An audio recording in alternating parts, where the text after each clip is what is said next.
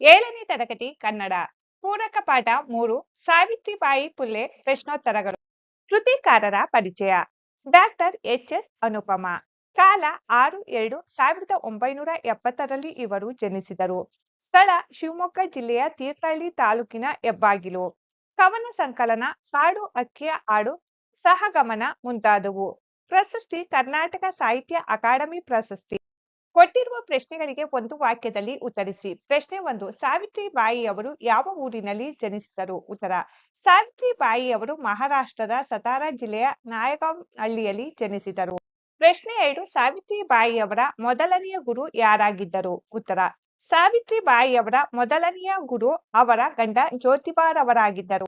ಪ್ರಶ್ನೆ 3. ಭಾರತದ ಮೊತ್ತಮೊದಲ ಸ್ತ್ರೀವಾದಿ ಲೇಖಕಿ ಯಾರು? ಉತ್ತರ: ಭಾರತದ ಮೊತ್ತಮೊದಲ ಸ್ತ್ರೀವಾದಿ ಲೇಖಕಿ ತಾರಾಬಾಯಿ ಶಿಂದೆ.